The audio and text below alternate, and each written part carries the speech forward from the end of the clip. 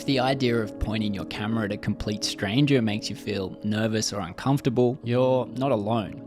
Street photography is a pretty strange genre when you think about it. You're out on the streets, often photographing complete strangers, but it's also one of the most rewarding forms of photography. It's expressive, challenging, and honestly, it's one thing that's pushed my photography further than anything else. I've always been passionate about photography, but street photography is where everything just started to click for me. But I certainly didn't start confident. I was the complete opposite. Nervous, self-conscious, this introverted photographer who didn't want to disturb anyone or draw any attention to myself, and confrontation, I really dreaded it. So if you're in the same boat, you might think those traits don't fit with street photography. Maybe it's just not for you. But in reality, they can make you a great street photographer. A lot of photographers I admire share those same qualities. You just have to work through that initial anxiety. So I made this video for anyone in that nervous stage, my earlier self if you will, how you can really overcome that fear and really start enjoying this fascinating art form as much as I do now. Let's jump in. So start by acknowledging the fear. I still remember first starting street photography. I wasn't focused on my exposure, composition, or the quality of my photos. I was only worried about who might notice me. But that fear, it's not a sign that you're doing anything wrong. It's just a sign that you care, in my opinion. You care about being respectful, you care about people, and that's a great quality to have as a street photographer. So fear is normal, especially at the beginning, but remember, this will fade with practice, but you need to get out there. So acknowledge it and take the next step. So to ease into street photography, start as low-key as possible. Don't put a lot of pressure on yourself.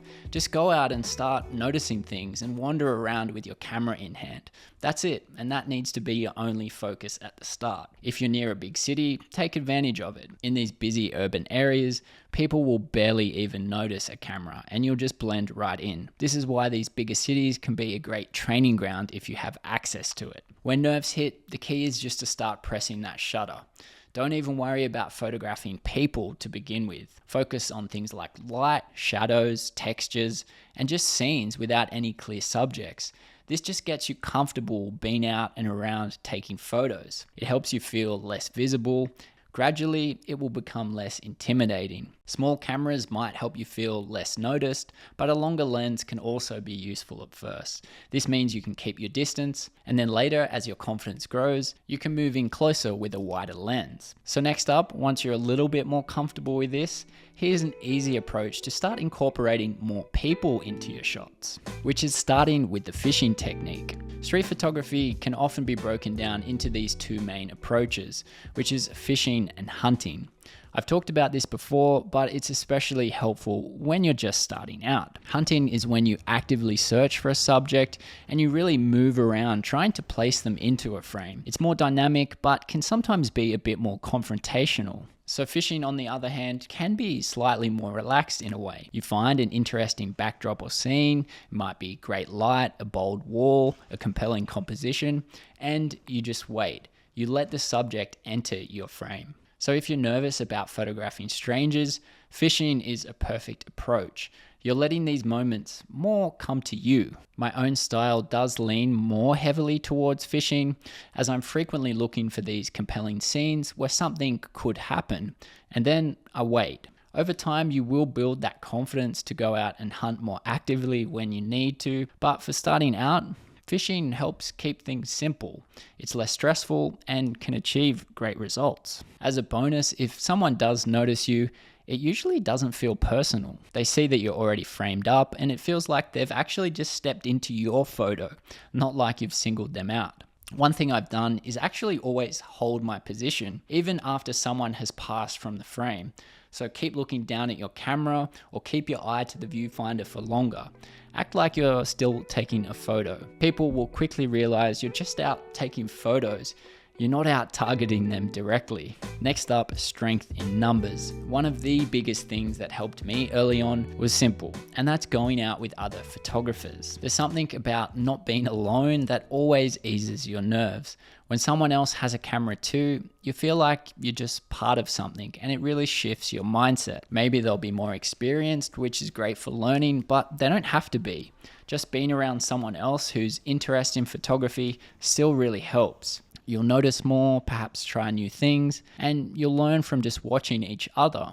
And that's exactly what I experienced. Best of all, you can just be nervous together. You realize it's totally normal. Some of my favorite early experiences with street photography were just with friends, just casually wandering around the city with cameras in hand. I know this might sound harder for some people, and I didn't always have friends in photography. But those connections honestly just came from putting myself out there. So attending events, joining photo walks, and just showing up. Trust me, the photography community is full of people looking for the exact same thing you are. But what if something goes wrong? A lot of fear in street photography boils down to what if. What if someone notices me? What if they're upset? What if it goes badly? These are all normal thoughts, but like any fear, it actually helps to just imagine the worst case scenario and how you might handle it. Negative reactions are very rare, but if you're prepared, they are even easier to handle than you might think. So have a plan. If someone approaches you, just stay calm, be kind, smile, say something like, "I'm just practicing or studying street photography," or "I'm working on a street photography project around this city." This can actually diffuse the situation quite quickly. If they're still uncomfortable, you can even offer to delete the photo. Honestly, you probably won't need to, but this can be a nice fallback if you need it. Another one is having your website or a professional looking album open, ready to go, and you can show them if needed. This can just reassure people that you're out there actually doing something meaningful. And of course, always check local laws. In most countries, photographing people in public is perfectly legal. But always do your research, as laws do vary.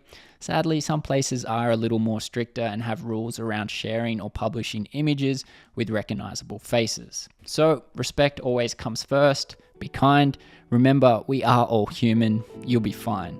I've got a few more valuable ones to come, but if this video is helping you in any way, small or large, please let me know in the comments, or let me know what's been holding you back. Next up, building confidence from simple awareness. As you shoot more, you realize street photography isn't just about light and composition. It's actually about people. Reading body language becomes a really powerful skill. These cues help you time your shots and even avoid some awkward moments. Honestly, it's a great life skill, not just a photography one. You'll develop this quiet awareness of your environment. You'll start to feel when you can raise your camera and when not to. This awareness does really help build confidence, and not boldness, but just a calm, quiet assurance.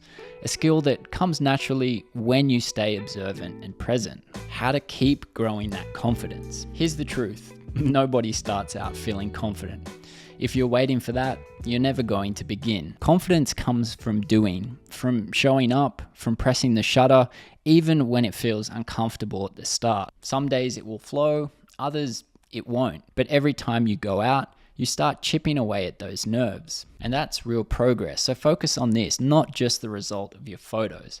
If you ever feel stuck or uninspired, set yourself a small challenge. If you've watched some of my other videos, you'll know I do this all the time, and it's a real key to keep progressing my skills. So pick a theme. It might be reflections, layering, slow shutters, silhouettes. This will just help keep things fresh and gives you a real reason to head out. Having this super clear intention can really make all the difference. To finish off, remember your why. Why did you start? What even drew you to street photography in the first place? It was never about being fearless.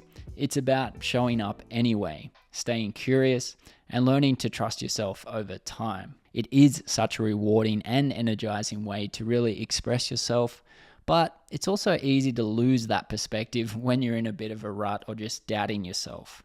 So reconnect with your why and let this really guide you forward.